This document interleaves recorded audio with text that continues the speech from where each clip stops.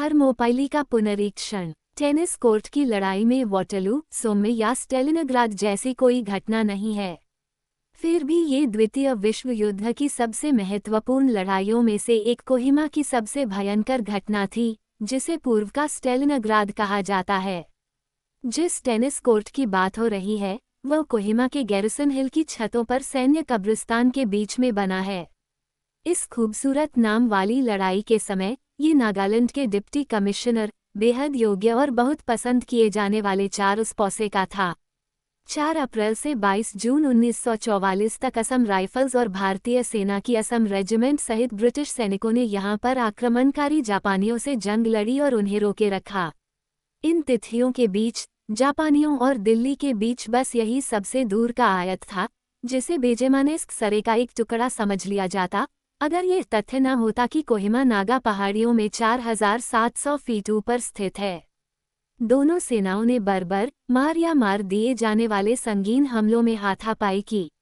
हथगोले फेंके गए और मशीन गन की गोलियां एक तेजी से फटे हुए जाल और काले पिच के एक छोटे से एप्रन के ऊपर से चलाई गईं। कलकत्ता से उड़ान भरने वाली आरएएफ ब्रिटिश और भारतीय सैनिकों को आपूर्ति करने में सक्षम थी, जबकि बर्मा, मलाया और सिंगापुर में अपने मुख्य ठिकानों से दूर जापानी धीरे धीरे भोजन और गोला बारूद से वंचित हो गए। 2 इंजन वाले डकोटा ने अधिकांश भाग के लिए कोहिमा युद्ध के मैदानों में 19,000 टन की आपूर्ति की। उन्होंने 12,000 सैनिकों को अंदर और 13,000 हताहतों को बाहर निकाला। वे क्षेत्र में 43,000 गैर लड़ाकों को बचाया। जापानियों के पास ऐसी कोई आपूर्ति लाइन नहीं थी। इसके अलावा नागाओं के विपरीत जापानियों को चूहों और कीड़ों के अंतिम आहार पर जीवित रहना मुश्किल था। 22 जून 1944 को उनकी वापसी ने दक्षिण पूर्व एशिया में युद्ध में महत्वपूर्ण मोड़ को चिन्हित किया। ये जापान की पहली महत्वपूर्ण हार थी, जिसे टोक्यो ने ग्रेटर ईस्ट एशियन वॉर कहा था। उलटफेर के बाद ब्रिटिश, भारतीय और अमेरिकी समर्थन के साथ धीरे धीरे और दर्दनाक रूप से बर्मा में और धीरे धीरे मलाया में और फिर प्रशांत द्वीपों से होते हुए जापान की ओर बढ़े। टेनिस कोर्ट की लड़ाई उसी अवधि में लड़ी गई कोहिमा की व्यापक लड़ाई का तीव्र और खूनी केंद्र थी। इस लगभग भुला दी गई लड़ाई का महत्व, जिसमें 5,764 जापानी सैनिकों और 4,604 ब्रिटिश, भारतीय और अफ्रीकी सैनिकों की जान चली गई, को शायद ही कम करके आंका जा सकता है। 1943 से 1946 तक दक्षिण पूर्व एशिया में मित्र राष्ट्रों के सर्वोच्च कमांडर लॉर्ड लुईस माउंटबेटन ने कहा था कि कोहिमा ब्रिटिश भारतीय थर्मोपाइले बर्मा की लड़ाई थी। वह सही थे। जापानियों का इरादा नागा पहाड़ियों से अपना रास्ता बनाने और कोहिमा और इम्फाल के आसपास इकट्ठा हो रही ब्रिटिश सेनाओं को नष्ट करने का था, क्योंकि वे बर्मा में घुसने की तैयारी कर रहे थे। अगर वे सफल होते, जैसा कि निश्चित रूप से उन्होंने मान लिया था कि वे सफल होंगे, तो जापानी सेनाएं लगभग बिना किसी विरोध के असम और फिर कलकत्ता तक आगे बढ़ जाएंगी। राज को उखाड़ फेंका जाएगा। कोहिमा के रास्ते में जापानियों का लक्ष्य दक्षिणी चीन में ब्रिटिश अमेरिकी आपूर्ति लाइन को काटना भी था, और इस तरह जापान के खिलाफ चियांग काई शेक के नेतृत्व में चीनी सैन्य प्रयास को गंभीर रूप से कमजोर करना था। साथ ही वे भारत से ईंधन की आपूर्ति बंद कर देंगे, जिससे मेजर जनरल क्लियरली चेनॉल्ट और उनके प्रसिद्ध फ्लाइंग टाइगर्स की कमान वाली 14वीं अमेरिकी वायुसेना जापानी कब्जे वाले चीन के खिलाफ अपने अत्यधिक प्रभावी बमवर्षक और लड़ाकू हमले जारी रख सकेगी। ये काफी बड़ी योजना थी। हालांकि आक्रमणकारी जापानियों के लिए सबसे बड़ी चुनौती कोहिमा का संकरा दर्रा था। एक बार जब वे इस रास्ते से निकल गए तो कुछ नहीं हुआ, या ऐसा जापानी उच्चायुक्तों के अधिकांश जनरलों का मानना था। कमांड का मानना था कि यह उन्हें भारत के मैदानी इलाकों से दूर रखेगा। कई जापानी जनरलों ने भी बिना किसी औचित्य के यह माना कि उनके पीछे भारतीय लोगों का व्यापक समर्थन था। 1944 की गर्मियों में जापानी सैनिकों के साथ बंगाली नायक सुभाष चंद्र बोस के राजनीतिक नेतृत्व में भारतीय राष्ट्रीय सेना ईना लड़ रही थी। एक ऐसा व्यक्ति जिसकी अंग्रेजों के प्रति इतनी नफरत थी कि वह और उसके अनुयायी जापानी महत्वाकांक्षा की वास्तविकताओं के प्रति अंधे हो गए थे। बहुत से भारतीयों के लिए जापानी आत्मीय भय थे, हालांकि यह बहुत ही असामान्य किस्म का था। 1905 में जापानियों ने शाही रूस को बुरी तरह से हराया था, जो आधुनिक समय में किसी सुदूर पूर्वी सेना द्वारा पश्चिमी पड़ोसी पर पहली बार किया गया हमला था।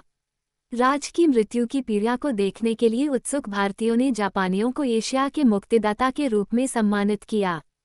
टोक्यो ने अपनी क्षमता के अनुसार इस गलत धारणा को बढ़ावा दिया। हालांकि शाही जापानी सरकार का भारत को ब्रिटिश शासन से मुक्त करने का कोई इरादा नहीं था। जापानी खुद को सूर्य की संतान मानते थे।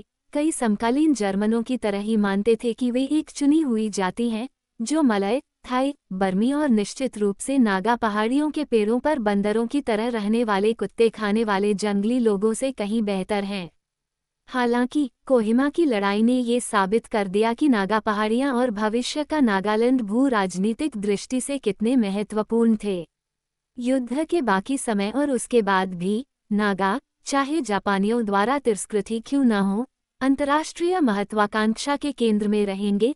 जहां तक बाकी दुनिया के अधिकांश लोगों का सवाल है, यह एक अजीब तरह से शांत और अज्ञात केंद्र था। इस युद्ध ने दिल्ली को इस क्षेत्र के सामरिक महत्व का एहसास कराया और क्षेत्रीय स्वायत्तता से संबंधित किसी भी बहस को समाप्त कर दिया। नागालैंड इतना महत्वपूर्ण था कि इसे केवल नागाओं को सौंपा नहीं जा सकता था। द्वितीय विश्व युद्ध के दौरान उनकी पहाड़ियों में हुई बर्बर नजदीकी लड़ाई के दौरान कई नागा लोग यथासंभव तटस्थ रहे। कुछ ब्रिटिश और भारतीय सेना के सैनिकों के साथ लड़े, जबकि अल्पसंख्यक जापानी और आयने के साथ थे। उन्हें यह एहसास हुआ कि वे राजनीतिक और सैन्य ताकतों के बीच फंस गए थे जो पूरी तरह से उनके नियंत्रण से बाहर थीं। भारत पर जापानी चढ़ाई की शुरुआत में चीजें कम स्पष्ट थीं। भारत में सही तरीके से घुसने के लिए जापानी सेना को कोहिमा के थर्मोपाइले हॉट गेट्स से जबरन अपना रास्ता बनाना होगा। माउंटबेटन ने 480 बीसी की शरद ऋतु की शुरुआत में मध्य ग्रीस में यूनानियों और फॉसियों के बीच लड़ी गई पौराणिक लड़ाई के बीच जो तुलना की, वह उचित और न्यायसंगत है, भले ही थर्मोपाइले और कोहिमा के अंतिम परिणाम वास्तव में बहुत अलग थे। थर्मोपाइले में राजा लियोनिदास के नेतृत्व में लगभग 300 स्पार्टन्स और 700 थेपियंस की एक छोटी सेना ने जेरेक्सिस के नेतृत्व में विशाल फारसी सेना को रोक दिया, जो ग्रीस के मुख्य भाग में एक संकीर्ण और पहाड़ी मार्ग से घुसने का प्रयास कर रही थी। उस समय अव्यवस्थित देश की सुरक्षा फारसी सैन्य शक्ति के सामने कुछ भी नहीं कर सकती थी, अगर वह आसानी से मार्ग को पार करने में सक्षम होती। जब तक उन्हें धोखा नहीं दिया गया और उनके ठिकानों के पीछे एक गुप्त बकरी के निशान को एक साथी यूनानी द्वारा प्रकट नहीं किया गया, तब तक लियोनिदास के छोटे समूह ने 3 दिनों तक फारसी लोगों को रोके रखा। केवल 2 ही बचे थे।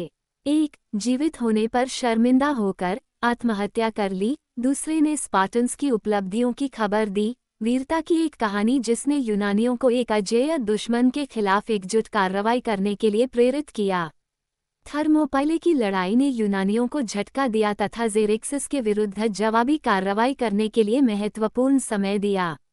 कुछ ही महीनों में उन्होंने सलामिस की लड़ाई में फारसी नौसेना को कुचल दिया था और उसके तुरंत बाद स्पार्टन्स ने यूनानियों को प्लाटिया में उनकी सेना के खिलाफ जमीन पर एक निर्णायक जीत दिलाई। फॉसियों या बर्बर एशियाई गिरोह, जैसा कि यूनानियों ने जेरेक्सिस की सेना को देखा होगा, को समुद्र के पार उनके अत्याचारी अंधेरे की दुनिया में वापस धकेल दिया गया था। थर्मोपाइले के बाद ग्रीस समृद्ध हुआ। देश के कमोबेश एकजुट होने के साथ एथेंस ने अपने पौराणिक स्वर्ण युग में प्रवेश किया। इसने फॉसियों पर अपनी जीत का जश्न मनाया। अन्य स्मारकों में सभी समय की महानतम इमारतों में से एक, पार्थेनन, एक मंदिर जो सदियों से जटिल परिवर्तनों के माध्यम से 18वीं सदी के अंत और 19वीं सदी के प्रारंभ में भारत में और अन्य जगहों पर नवशास्त्रवाद और साम्राज्यवाद की वास्तुकला को प्रेरित करने के लिए बना था। कोहिमा ने दुश्मन को रोक दिया, लेकिन प्राचीन ग्रीस के विपरीत जिस देश को इसने बचाया वह युद्ध से एकजुट नहीं था। जब ब्रिटिश और भारतीयों ने जापानियों को बर्मा से खदेड़ा, तो राज के प्रति वफादार भारतीय सैनिकों ने ईना में अपने देशवासियों से लड़ाई लड़ी। लेकिन अंग्रेजों के प्रति वफादार हिंदू, सिख और मुस्लिम भी अगस्त 1947 के बाद जल्द ही एक दूसरे से लड़ने लगे। जब अंग्रेजों ने देश को 3 हिस्सों में बांट दिया, भारत और 2 पाकिस्तान, पूर्व और पश्चिम, उत्तर पूर्व के कई आंतरिक रूप से विवादित जिलों, रियासतों और राज्यों का तो जिक्र ही नहीं। कोहिमा की लड़ाई उस समय अंग्रेजों, ब्रिटिश भारतीयों और नागाओं के लिए एक वीरतापूर्ण जीत थी, फिर भी इसने उपमहाद्वीप के विखंडन का रास्ता भी दिखाया जिसे कभी ठीक नहीं किया जा सका। थर्मोपाइले में यूनानियों ने एक दफन टीला बनाया था जिस पर गीतकार साइमनाइड्स ऑफ सियोस का एक एपिग्राम उकेरा गया था। द हॉट गेट्स 1965 में विलियम गोल्डिंग ने इसका अनुवाद इस प्रकार किया है। अजनबी, स्पार्टन्स से कहो कि हमने वैसा ही व्यवहार किया जैसा वे चाहते थे और हमें यहीं दफनाया गया है। कोहिमा में टेनिस कोर्ट के किनारे स्थापित स्मारक पर लिखा है, जब तुम कल घर जाओ तो उन्हें हमारे बारे में बताना और कहना कि तुम्हारे कल के लिए हमने अपना आज दे दिया। ये शब्द जॉन मैक्सवेल एडमंड्स के हैं, जो साइमनाइड्स से सीधे प्रेरित एक अंग्रेजी क्लासिकिस्ट हैं। हालांकि कोहिमा में मारे गए लोग किस तरह के कल के लिए लड़ रहे थे, ये तब भी कहना मुश्किल था। 3 साल से कुछ ज्यादा समय में अंग्रेज न केवल कोहिमा और नागा हिल्स से चले गए, बल्कि पूरे उपमहाद्वीप में।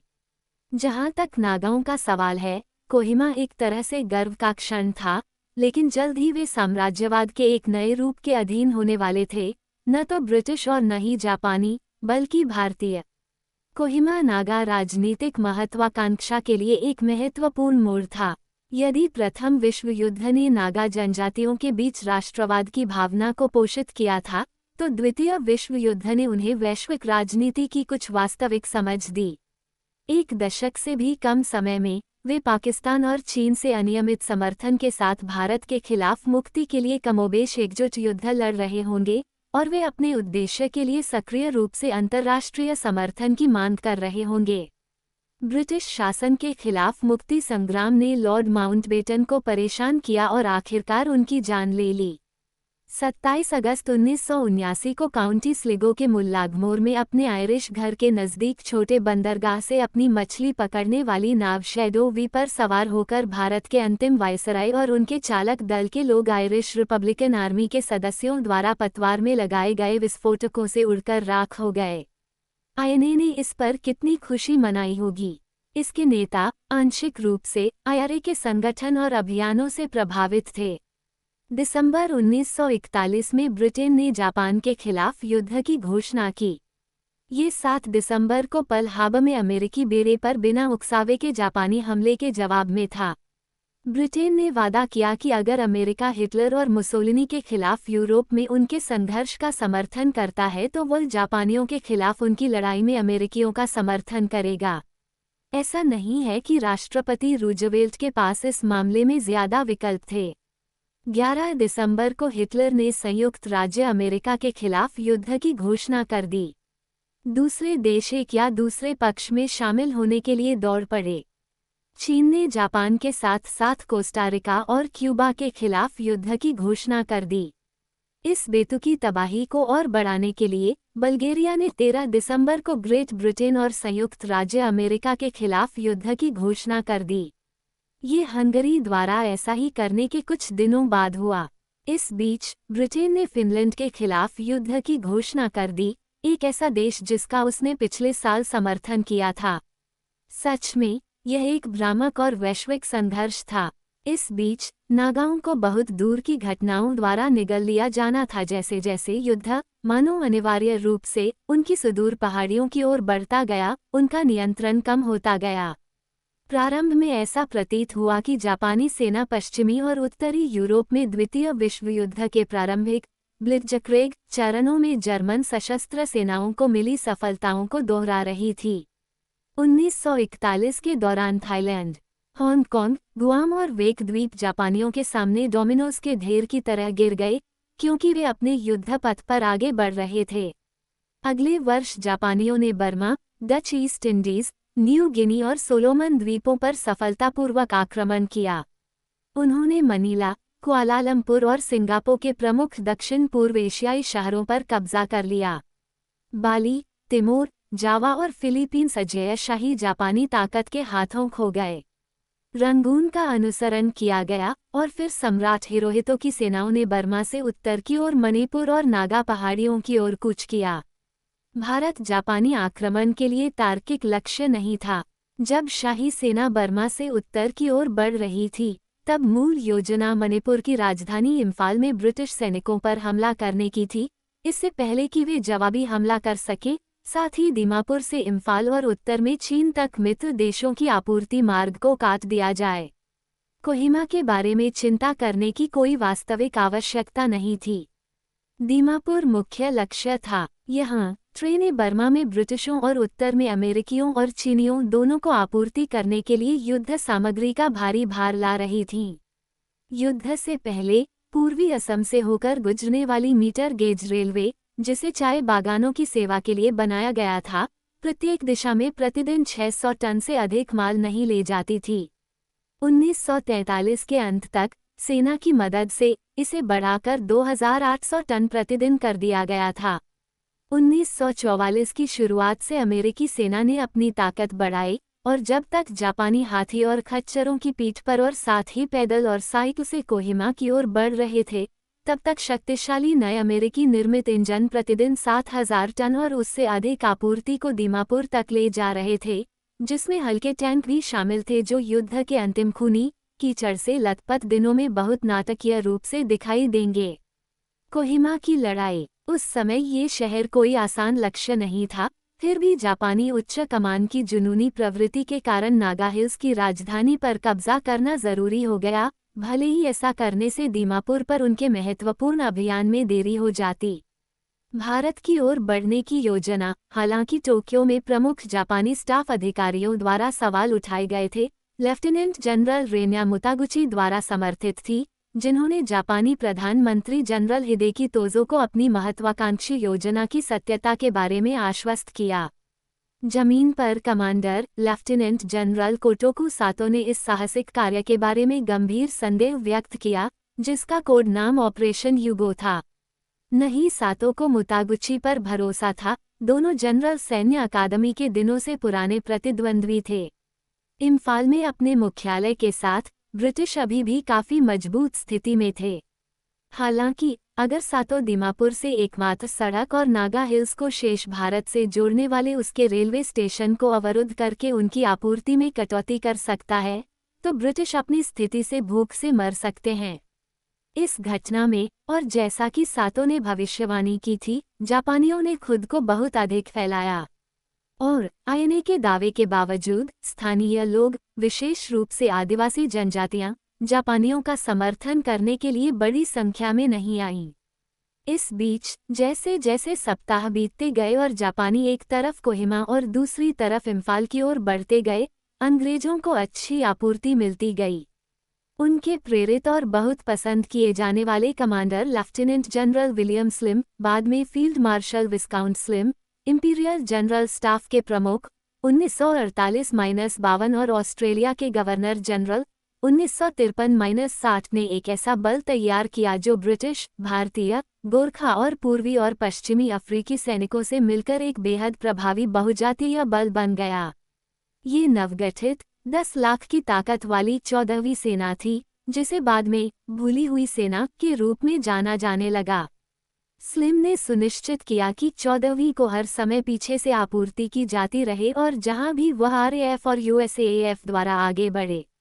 कोहिमा की लड़ाई के चरम पर, जब दृढ़ निश्चयी कर्नल ह्यूग रिचर्ड्स के नेतृत्व में सैनिकों ने डिप्टी कमिश्नर के टेनिस कोर्ट में विमान, तोपखाने, गोला बारूद, भोजन और ताज़ा सैनिकों को पहाड़ी शहर के जितना संभव हो सके उतना पास ले जा रहे थे, फिर भी कोहिमा को पानी की आपूर्ति करना बेहद कठिन काम था।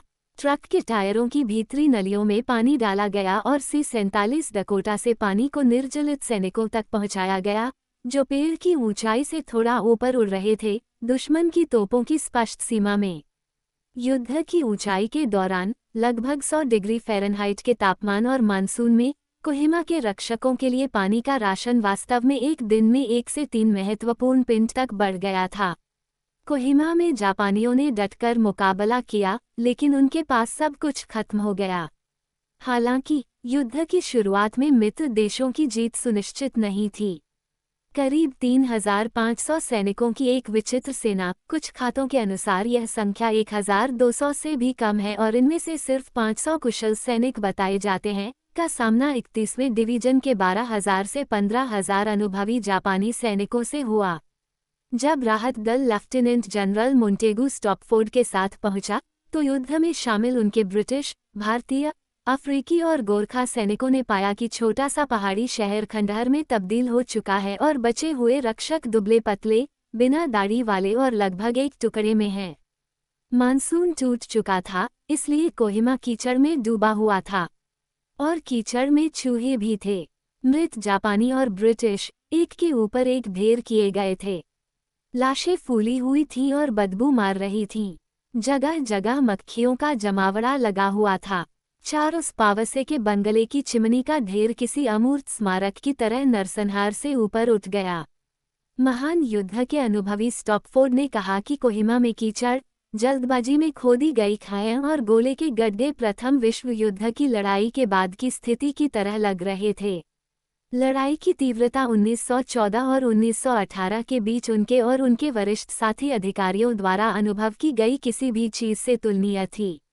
Second Royal Norfolks 4th infantry brigade के सिग्नल अधिकारी लेफ्टिनेंट होना ने अपनी डायरी में लिखा है कि शारीरिक रूप से होने वाली मार को समझना मुश्किल है। गर्मी, नमी, ऊंचाई और जमीन के लगभग हर फुट की ढलान मिलकर सबसे मजबूत संविधान को भी हिला देती है। आप सांस के लिए हौंफते हैं जो आती नहीं दिखती। आप अपने पैरों को ऊपर की ओर खींचते हैं जब तक कि वे ऐसा न लगे कि आप सांस ले रहे हैं। माचिस की तीलियों की तरह कमजोर होकर आप अपनी आंखों से पसीना पोंछते हैं।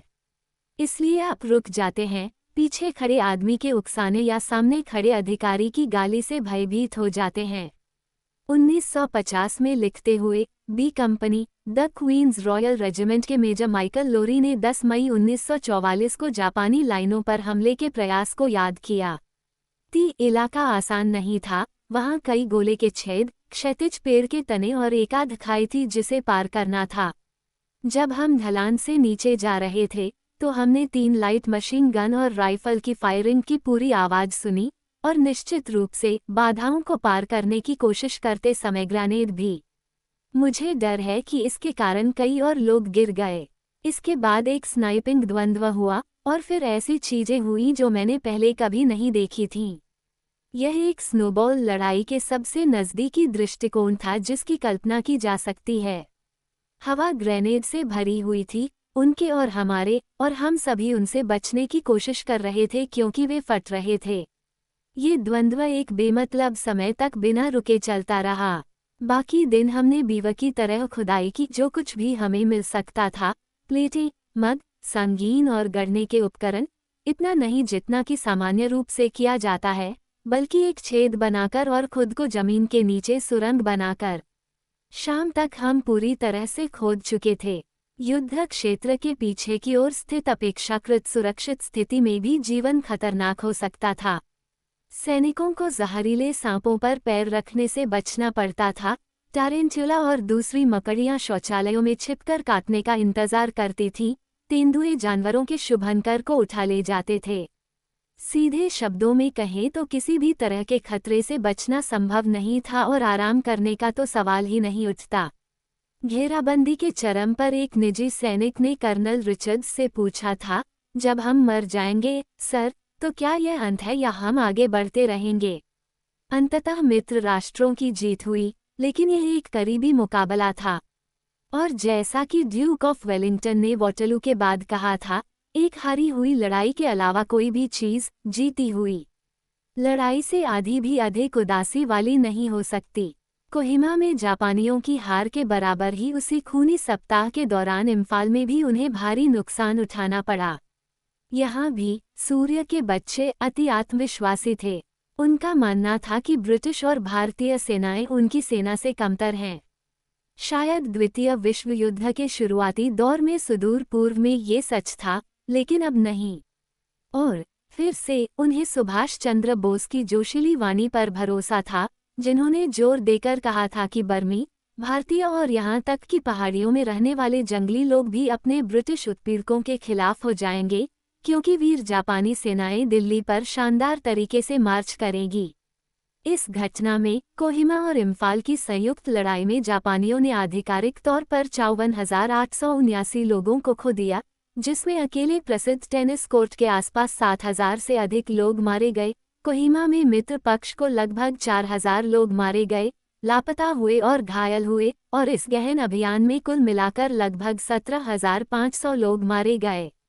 लगभग उतने ही जापानी सैनिक बीमारी, भूखमरी, सांप के काटने, अन्य जंगली जानवरों के हमलों और अत्यधिक थकावट के कारण मारे गए जितने गोलियां, संगीनों और बमों से मारे गए। वे जिन परिस्थितियों में काम करते थे, विशेष रूप से कोहिमा में, वे बहुत ही घिनौनी थीं। पकड़े जाने का सामना करने के बजाय साधारण सैनिक छोटे छोटे समूहों में हथगोले के ऊपर इकट्ठे हुए और खुद को उड़ा लिया। जब जापानी 31वीं डिवीजन के कमांडर जनरल सातो ने अपनी पहली यूनिट को वापस जाने का आदेश दिया, तो उन्होंने लिखा, हमने 2 महीने तक पूरी हिम्मत के साथ लड़ाई लड़ी और अब हम मानवीय धैर्य की सीमा तक पहुंच चुके हैं। कड़वे आंसू बहाते हुए, मैं अब कोहिमा छोड़ रहा हूँ। मेरे पिता, जो नागा पहाड़ियों से प्यार करते थे और वहाँ की जनजातियों का बहुत सम्मान करते थे, ने आरएएफ में सेवा करते समय कम से कम कुछ ऐसा देखा था। उनके घर भेजे गए पत्र हमेशा उत्साहपूर्ण होते थे, जो लड़ाई की क्रूरता को छिपाते थे। एक हद तक आरएएफ अधिकारी दूर दराज के थे सबसे भयानक लड़ाई से। हालांकि मेरे पिता, जिनके लिए युद्ध के बारे में बात करना लगभग पूरी तरह से अभिशाप था, को वो समय याद है जब वो इम्फाल के पास मेरी माँ को घर लिख रहे थे, जब एक जापानी पैदल सेना का अधिकारी तलवार खींचे उनके तंबू में घुस आया। मेरे पिता कुछ भी करने में असमर्थ थे और केवल उस व्यक्ति को गिरते हुए देख सकते थे जिसे आरएएफ रेजिमेंट के गार्डों ने गोली मार दी थी। तलवार 1946 में उनके साथ घर आई, हालांकि इसे हमेशा उनके बच्चों से छिपाकर रखा गया था। हालांकि उड़ान भरना आसान नहीं था। हालांकि शानदार नए ट्रॉपिकल इश्यू स्पिटफायर के 3 स्क्वाड्रन, साथ ही हरिकेन के 4 स्क्वाड्रन और रात में उड़ान भरने वाले ब्यूफाइटर्स की टुकड़ी से लैस और यूएसएएफ लंबी दूरी के लाइटनिंग और मस्टैंग फाइटर्स द्वारा समर्थित मित्र देशों के एयरमैन कभी भी आसमान के मालिक नहीं थे। इस समय तक जापानी वायुसेना मित्र देशों के लिए बहुत कम या कोई मुकाबला नहीं थी, लेकिन प्रकृति ने ब्रिटिश और अमेरिकी पायलटों को सब कुछ अपने तरीके से करने की अनुमति नहीं दी। फ्लाइंग ऑफिसर, बाद में wing commander H.D. Hank Costain 615 county of Surrey squadron के 5 अगस्त 1944 को कोहिमा और इम्फाल के बीच अचानक आए उष्णकटिबंधीय तूफान में फंस गए। उनका मार्क 8 सुपरमरीन स्पिटफायर मानसून के लिए कोई मुकाबला नहीं था। कुछ ही सेकंड में मैं पूरी तरह से नियंत्रण से बाहर हो गया और कृत्रिम क्षितिज ढह गया। मुझे इस बात का जरा भी अंदाजा नहीं था कि ऊपर कौन सा रास्ता है। बाहर इतना अंधेरा था कि मैं अपने पंख भी नहीं देख पा रहा था, और विमान के धड़ पर ओलों की गड़गड़ाहट के कारण इंजन का शोर भी दब गया। कोस्टेन और उनके विमान को 10,000 फीट की उग्र हवा में खींचा गया, इससे पहले कि उन्हें एक समान रूप से भयंकर डाउनड्राफ्ट में घुमाया जाता। उन्होंने 1,000 फीट की ऊंचाई पर छलांग लगाए और बारिश से घिरे धान के खेत में अपेक्षाकृत आरामदायक स्थिति में एक पैर में फ्रैक्चर होने के कारण उतर गए। मानसून के दौरान उड़ान भरते समय उनके 3 साथी पायलट मारे गए, जिनमें उनका कमांडिंग ऑफिसर भी शामिल था।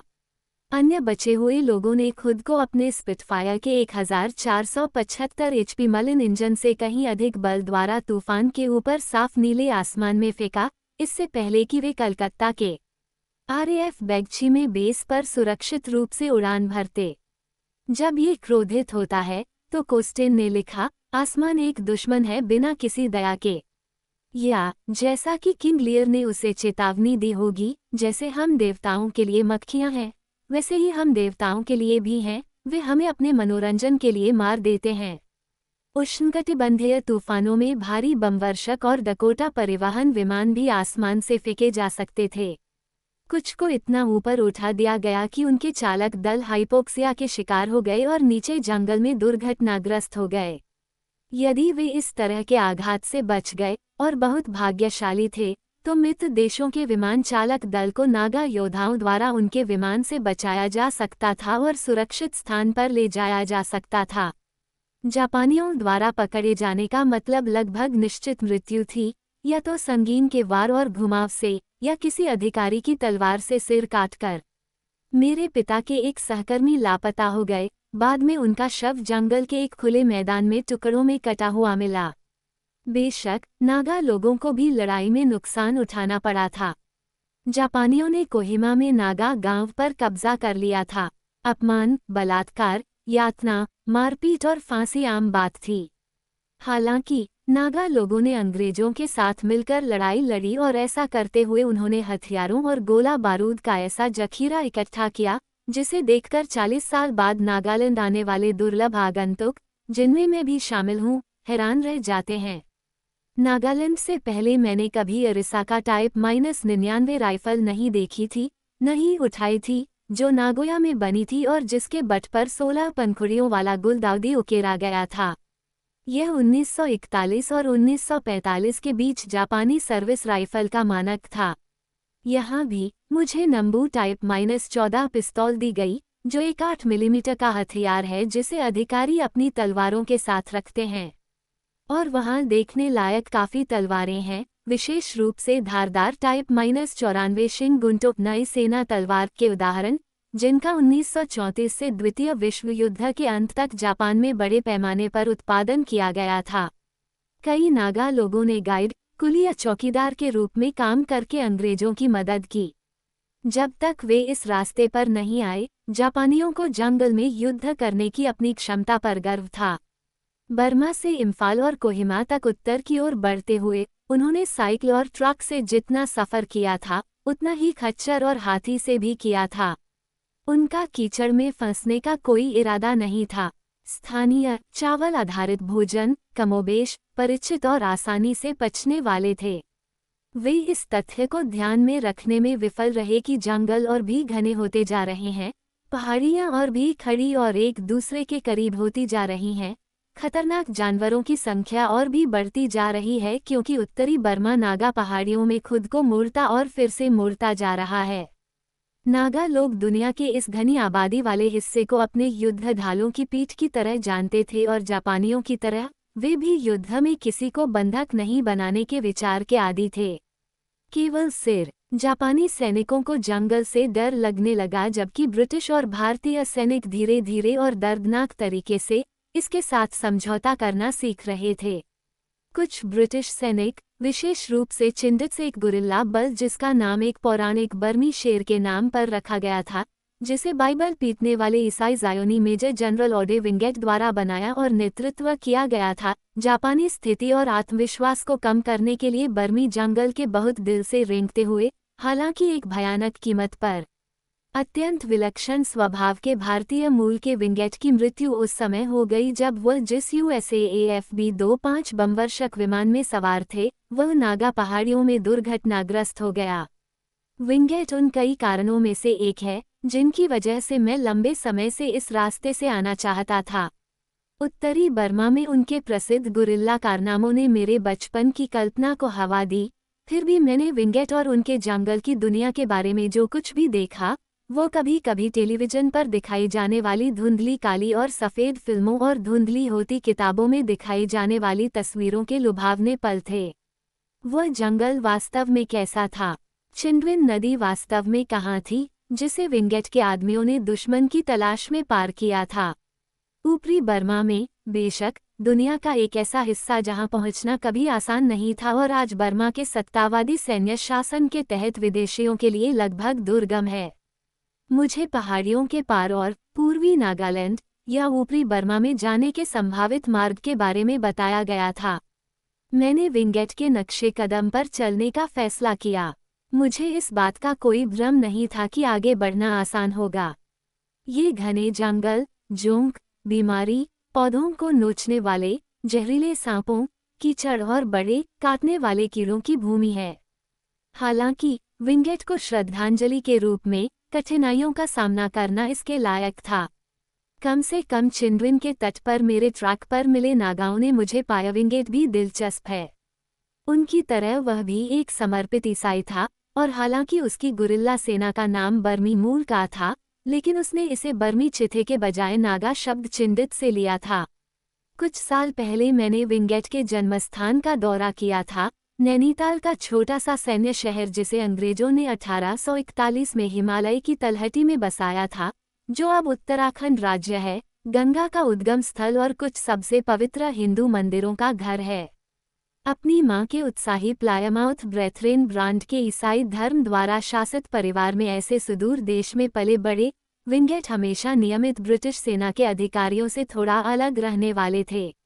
ऐसा लगता है कि वो लगातार शांगरीला की नहीं तो शायद पवित्र शहर न्यू यरूशलेम की तलाश में रहते थे। सूडान रक्षा बलों के साथ 1928 से 1933 तक की सफल सेवा के दौरान दास व्यापारियों और हाथीदांत के शिकारियों का पता लगाने और उन पर घात लगाने के दौरान यह अरब भाषी अधिकारी जेरजुरा के पौराणिक शहर को खोजने के अभियान पर निकल पड़ा। अरबी किंवदंती में जेरजुरा नील नदी के पश्चिम में कहीं रेगिस्तान की अनंत तहों में कहीं मौजूद है, संभवतः मिस्र में, शायद लीबिया में। 15वीं शताब्दी की किताब अल कदनुज छिपे हुए मोतियों की किताब रेगिस्तान में चमकते सफ़ेद शहर के बारे में बताती है। इसके द्वार पर एक पक्षी उकेरा गया है। चोंच को घुमाया जा सकता है, जिससे भाग्यशाली आगंतुक जेरजुरा और उसके अनकहे खजानों को देख सकते हैं। 1920 और 30 के दशक में जेरजुरा को खोजने की होड़ में कई ब्रिटिश अधिकारी शामिल हो गए थे। हालांकि अंग्रेजी शिक्षित हंगेरियन काउंट लास्सलो डे अल्मासी ने दावा किया कि गिलिक केबीर में वादियों नखलिस्तान के तीसरे और अंतिम समूह की उनकी खोज ने खोज के अंत को चिन्हित किया, क्योंकि मिथक का शहर सभी संभावनाओं में एक नखलिस्तान या उनका एक परिसर रहा होगा। न्यू जेरूसलम, शांगरीला या किसी अन्य पौराणिक शहर की तरह जेरजुरा अभी भी अनदेखा है, क्योंकि इसकी सड़कों पर इस जीवन में नहीं चला जा सकता है। ऐसा नहीं है कि ये उद्यम हमेशा समय की बर्बादी होते हैं। राल्फ बैगेनोल्ड, एक रॉयल इंजीनियर्स अधिकारी, महान युद्ध में खायों के अनुभवी और रेगिस्तान अन्वेषण के अग्रणी, जिन्होंने अल्मासी के साथ ही जेरजुरा का पता लगाने का हर संभव प्रयास किया था, उन्होंने अपने अनुभवों का उपयोग द्वितीय विश्व युद्ध के दौरान ब्रिटिश सेना के साहसी और सफल लॉन्ग रेंज डेजर्ट ग्रुप की स्थापना और कमान संभालने के लिए किया। महान खोजकर्ता विल्फ्रेड थेसिगा इस समूह के सदस्य थे। उन्होंने पहले सूडान डिफेंस फोर्स और विंगेट के गिदोन फोर्स दोनों में विंगेट के अधीन काम किया था, जो 1936 में उस देश पर क्रूरतापूर्वक आक्रमण करने वाले इटालियंस को परेशान करने के लिए एबिसिनिया में गठित एक गुरिल्ला सेना थी। इस बीच 1941 में बैगेनोल्ड को The Physics of Blown Sand and Desert Dunes प्रकाशित करने का समय मिला, एक किताब जिसका उपयोग नासा ने मंगल ग्रह पर लैंडिंग की योजना बनाने में मदद के लिए किया है। उन्हें 1944 में रॉयल सोसाइटी का सदस्य बनाया गया था। जहां तक अल्मासी का प्रश्न है, तो वह रोमेल की अफ्रीका कोर में सेवारत रहा। हालांकि ऐसा कहा जाता है कि उसने लॉन्ग रेंज डेजर्ट ग्रुप में अपने पुराने जेरजुरा मित्रों को जर्मन रहस्य बताए थे, और बहुत बाद में वो माइकल ओंडेटजे के उपन्यास द इंग्लिश पेशेंट का विषय बना। इस बीच विंगेट, अबिसिनिया और फिलिस्तीन में सेवा के बाद, जहां एक उत्साही जायोनीवादी के रूप में, उन्होंने विशेष रात्रि दस्तों का नेतृत्व किया, जिन्होंने नवजात यहूदी सेना को, जिसमें मोशे दयान जैसे भावी इजरायली नेता भी शामिल थे, गुरिल्ला युद्ध के बारे में बहुत कुछ सिखाया। उनके पुराने रेगिस्तानी कमांडर जनरल वेवेल ने उन्हें भारत में गुरिल्ला सेना बनाने के लिए कहा। 3000 मजबूत 77वीं भारतीय पैदल सेना ब्रिगेड चिंदित बल का उद्देश्य बर्मा में जापानी स्थिति और आत्मविश्वास को कम करना था। मलेरिया के हमलों से बुरी तरह प्रभावित और तेजी से सनकी होते जा रहे विंस्टन चर्चिल के निजी चिकित्सक लॉर्ड मोरन ने अपनी डायरी में लिखा, विंगेट मुझे मुश्किल से ही समझदार लगे। मेडिकल शब्दावली में एक सीमा रेखा वाला मामला, विंगेट ने बर्मा में बहुत अंदर तक घुसपैठ की। चिंदितों ने पैदल, खच्चर से और बिना मोटर चालित भूमि परिवहन के 1000 से 1500 मील की दूरी तय की। हालांकि उनका नवीनतम मिशन पूरी तरह सफल नहीं रहा। उनके जैसे अच्छी तरह से प्रशिक्षित और असाधारण रूप से बहादुर सैनिकों के लिए भी इलाका बहुत थका देने वाला था। 1943 की शुरुआत में शुरुआती सफलताओं के बाद चिंदितों को बर्मा से भागने के लिए मजबूर होना पड़ा क्योंकि जापानी सैनिक उन पर हमला करने के लिए तैयार थे। हालांकि विंगेट ने एक नया स्थापित किया जमीन पर तेजी से आगे बढ़ने वाले सैनिकों द्वारा कठिन इलाकों को कवर करने और वायुसेना द्वारा गिराई गई आपूर्ति के साथ हवा से समर्थित करीबी सहयोगी हमलों का रूप। इस रणनीति का बाद में दुनिया भर के कई युद्ध थिएटरों में इस्तेमाल किया जाएगा। विंगेट के मामले में पूर्वी बंगाल के अगरतला से रैफिक्टी स्क्वाड्रन द्वारा उड़ाए गए डकोटा और हडसन विमानों के एक समूह द्वारा हवाई सहायता प्रदान की गई थी। इन खतरनाक लंबी दूरी के ऑपरेशनों के लिए लड़ाकू कवच सीमित था। मार्च 1944 में ग्लाइडर और पैराशूट का इस्तेमाल करते हुए दूसरा चिंदित मिशन शुरू हुआ, जो जापान की व्यापक सेना को इम्फाल और कोहिमा के अपने लक्ष्यों से दूर ले जाने के लिए सही समय था। इसी ऑपरेशन के दौरान बर्मा में 3 चिंदित ठिकानों की यात्रा के बाद वापसी की उड़ान पर विंगेट की मृत्यु हो गई। जिस जंगल से उसने इतनी बेतरतीब ढंग से जूझा था, उसने उसकी जान ले ली। और जाहिर है नागालैंड ने भी ऐसा ही किया। मुझे अभी तक वह स्थान नहीं मिला है जहां वह अपने उग्र अगर प्रेमपूर्ण ईश्वर से मिलने गया था। अन्य बहुत कम तीव्र सैनिक बर्मी और नागा हिल्स अभियानों में शामिल थे। 20वें भारतीय डिवीजन के commander major general Douglas Gracey ने जंगल को एक अच्छी तरह से बनाए गए देश के एस्टेट में खराब तरीके से प्रबंधित वुडलैंड से ज्यादा कुछ नहीं माना। ग्रेसी हर सुबह अपने लेब्राडोर के साथ हाथ में छड़ी लेकर शूटिंग के लिए निकल पड़ते थे। उसके बाद अपने आदमियों को जंगल युद्ध की कला में प्रशिक्षित करते थे, जैसे कि वे न्यू फॉरेस्ट में ट्रैकिंग के लिए निकले हों। जनरल को इस धारणा से बहुत नफरत थी कि जापानी उनके अधीन ब्रिटिश, भारतीय या अफ्रीकी सैनिकों से बेहतर जंगल लड़ाके थे। ये ग्रेसी ही थे जिन्होंने अक्टूबर 1945 में विवादास्पद रूप से जापानी युद्धबंदियों को फिर से हथियारबंद किया था, जिन्हें उन्होंने पिछले महीने साइगोन में पकड़ा था, जब वियतनाम ने फ्रांसीसी वियतनामी शहर पर हमला करने की धमकी दी थी। साम्यवाद से बेहतर जापानी हैं। अधिक ग्रेसी 1948 से 1951 तक स्वतंत्र पाकिस्तानी सेना के कमांडर इन चीफ बने रहे। युद्ध के दौरान लगभग 2 लाख नागाओं ने किसी न किसी रूप में ब्रिटिश सरकार की सेवा की, मुख्यतः गैर लड़ाकू भूमिकाओं में। असाधारण उर्सुला ग्राहम बोवर के इर्द गिर्द इकट्ठा हुए हथियारबंद नागा एक उल्लेखनीय अपवाद हैं। इस युवा अंग्रेज महिला की प्रसिद्धि इतनी थी कि वो टाइम पत्रिका के 1 जनवरी 1945 के अंक की कवर गर्ल थी। उर्सुला और नग्न नागा शीर्षक से एक आकर्षक लेख में पूर्वोत्तर भारत के अर्धनग्न आदिवासियों के बारे में बताया गया था, जिसका निर्देशन सुंदर उर्सुला ग्राहम बोवर से 30 वर्षीय पुरातत्व की छात्रा जो एक सिनेमा अभिनेत्री की तरह दिखती है, ने किया था। टाइम के अनुसार नागा लचीले हाथ पैर वाले योद्धा थे जो कुछ हद तक नीरस जीवन जीते थे, जिसमें कभी कभार अपने पड़ोसियों के सिर काटने के लिए छापे भी पड़ते थे, जिन्हें वे विकर की टोकरियों में लेकर घूमते थे। अमेरिकी पाठकों ने पाया कि वे मछली पकड़ने के लिए ड्रग्स का इस्तेमाल करते थे और मिस ग्राहम बोवर से अपने बच्चों का नाम रखने की भीख मांगते थे। उन्होंने उनमें से अधिकांश का नाम विक्टोरिया एलिजाबेथ रखा, जो शायद लड़कों के लिए थोड़ा अनुचित था। अब रॉयडियन शिक्षित नवोदित रैली चालक, यात्री और मानवविज्ञानी जापानियों से लड़ रही थी और मित्र देशों के सैनिकों की मदद कर रही थी, जिसे टाइम ने स्पष्ट रूप से उसके भोले भाले अगर युद्धप्रिय गोद लिए गए जंगल के बच्चों के रूप में देखा था। टाइम ले हॉल क्रिकलेड विल्स में उर्सुला की मां से भी मिलने गया, जिसने टिप्पणी की कि उसकी बेटी एक असाधारण लड़की थी, वो कभी भी शांत नहीं बैठती थी। उर्सुला ग्राहम बोवर निश्चित रूप से एक असाधारण युवा महिला थीं। वो एक असाधारण वृद्ध महिला भी थीं, जिन्होंने नागालैंड की मेरी पहली यात्रा से लौटने के बाद न्यू फॉरेस्ट में अपने घर पर मेरे लिए चाय बनाई थी। वो एक दुर्जय महिला थीं, बहुत भव्य, अद्भुत जानकार, अत्यधिक स्पष्टवादी और शानदार हास्यबोध वाली। 40 साल पहले जैसी वह थीं, ब्रेन गनधारी गुरिल्ला नेता, जो कैप्टन के आधिकारिक पद के साथ ब्रिटिश और नागा दोनों हितों की सेवा कर रही थीं, उनकी कल्पना करना बहुत मुश्किल नहीं था।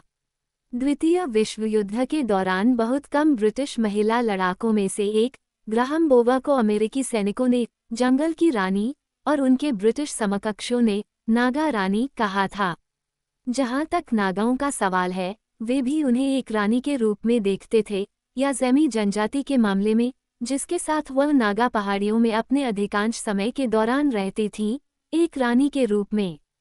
देवी, कई नागा लोग उन्हें उस समय जेल में बंद गाइदिनलियू का पुनर्जन्म मानते थे, जिन्होंने अपनी गिरफ्तारी के समय वादा किया था कि वह अपने लोगों के लिए एक अपरिचित रूप में लड़ने के लिए वापस आएंगी। उन्हें ये बात अजीब नहीं लगी कि उन्होंने एक बहुत ही उचित और बहुत ही श्वेत होम काउंटियों जेल का वेश चुना था। ग्राहम बोवर ने पहली बार 1937 में नागा हिल्स में कदम रखा था। एक पुराने सैन्य परिवार में जन्मी, वह रोडियन से ऑक्सफोर्ड जाने की उम्मीद कर रही थी, लेकिन उसके माता पिता विश्वविद्यालय शिक्षित लड़कियों के विचार के लिए बहुत उत्सुक नहीं थे। उसे एक एस्टन मार्टिन स्पोर्ट्स कार और दुनिया भर की यात्रा का वादा देकर जब वह नागा हिल्स की यात्रा करने से पहले भारत के लिए रवाना हुई, तो वे विशेष रूप से आश्चर्यचकित नहीं हुए। ग्राहम बोवर ने शायद पहले ऐसा नहीं सोचा होगा, लेकिन वह भी अपने लिए एक जंगली जगह की तलाश में थी। उनकी सबसे ज्यादा बिकने वाली किताब नागापथ 1950। उसने नोट किया, प्रशासित क्षेत्रों असम और नागा पहाड़ियों में मिशन और मैदानी इलाकों के प्रभाव ने जनजातियों को बहुत बदल दिया है। टोपी, जूते और पतलून ने पहले की सादगी की जगह ले ली है, और नौकरशाही और आसान नौकरियों की चाहत ने लोगों को मिट्टी के पुराने, कठिन रास्ते से दूर कर दिया है। हालांकि नीरस रेगिस्तान में धन्य मरुद्यान है जहां मोती और पंख, लाल रंग में रंगे बकरियों के बाल और गहरे रंग के प्लेड अभी भी आंखों को प्रसन्न करते हैं, जहां प्राचीन स्पष्टवादिता और प्राचीन नैतिकताएं बिना किसी भ्रष्टाचार के बची हुई हैं, जहां टूटे हुए तामचीनी और सस्ते कांच ने हाथ से नक्काशीदार उत्पाद को बाहर नहीं किया है, जहां लोग नोटबुक और फाउंटेन पेन के बजाय भाले और दाव से लैस होकर चलते हैं, जहां आधुनिक अर्थशास्त्र के कुत्ते खाओ कुत्ते अस्तित्व ने आदिम शालीनता को खत्म नहीं किया है, और जहां जीवन सरल और बुटपस्त और संक्षिप्त और खुशहाल है। 2 जगहों ने उसे एक छोटी सी यात्रा के बाद भी नागा हिल्स में रहने के लिए मजबूर कर दिया। जब वह दीमापुर से कोहिमा जा रही थी, पहाड़ियों का एक समूह हमारे सामने बिखर गया और सड़क के किनारे खड़ा होकर घूर रहा था। वे निचले इलाके के दुबले पतले असमिया नहीं थे। उन्हें देखकर झटका लगा। यहाँ फिलीपींस और इंडोनेशिया थे। उनके नंगे, भूरे सीने पर मोतियों की माला लटक रही थी। 3 पंक्तियों वाली कौड़ियों वाली काली किल्ट उनके कूल्हों को लपेटे हुए थी। उनके तांबे के रंग के कंधों पर चमकीले रंगों से सजी पट्टियां लटक रही थीं। जब हम आगे बढ़े तो वे लंबे, मजबूत, मांसल, मंगोलियन खड़े थे, थोड़ा चौंके हुए। ये ग्राहम बोवर की नागाओं की पहली झलक थी। और फिर वहां के नज़ारे थे। कोहिमा में नाश्ते के दौरान उसने शहर के बाहर देखा एक पर्वतमालाओं का क्रम जो पूर्व और अज्ञात देश के धुंध में फीकी पड़ गई। वहां तक जाने के लिए लगाम वाली सड़कें थीं, जो ढलानों से नीचे की ओर जाती थीं और आकृति के चारों ओर घुमावदार थीं, जब तक कि वे जटिल तहों में खो नहीं गईं। हर रिज पर एक झबरा गांव था, जिसकी छप्पर की छतें धुएं से रंगी हुई और मौसम की मार झेल रही थीं।